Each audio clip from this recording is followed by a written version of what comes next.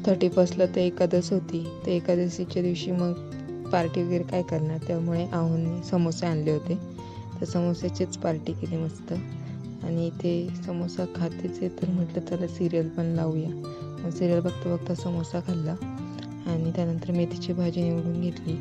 मेथीची भाजी बनवायला टाकलीच की लगेच आली आला रडत रडत.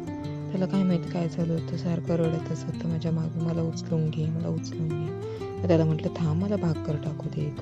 काय जास्त भूक नव्हती ना, त्यामुळे मग 2च भाकरी करायच्या होत्या.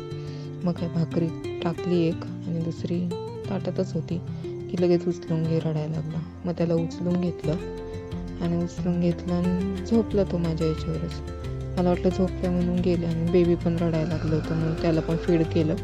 परत आला आणि म्हटलं की मला पण घे मांडीवर. दोघांना पण मांडीवर घेतलं आणि दोघंही मांडीवरच झोपले. मग काय त्यांना टाकलं तिथे खाली, झोपवलं आणि किचन लगेच पुसून वगैरे घेतलं. किचन पुसून घेतलं की हॉलमध्ये आले, बघते तो खूप सारा पसारा घालून ठेवला होता. मग काय तो पसारा आवरायला घेतला.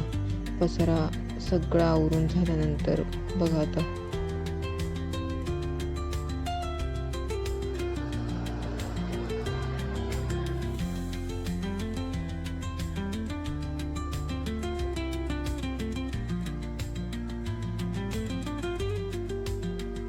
कसं असतं, नवीन वर्ष सुरू होऊ कोणताही 2026 असो की 2050, आपल्याला कामातून काही सुटका भेटणार नाही.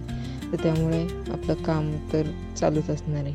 मुलांना सांभाळणं आणि घरातली कामं करणं हे तर बाईचं कामच आहे. तर ती कामं आपली करून घेतली आणि इथे 1 जानेवारी नवीन वर्ष पण सुरू झालंच होतं.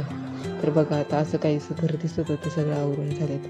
त्याचं नवीन वर्षात चांगलं घर पण दिसलं पाहिजे, हो की नाही. तर त्यानंतर बघा आता सगळं आवरून मला आहे ना किती वाजले होते, 12 वाजून गेले होते. मग 12 वाजल्याच्यानंतर चला आता झोपते. चला बाय.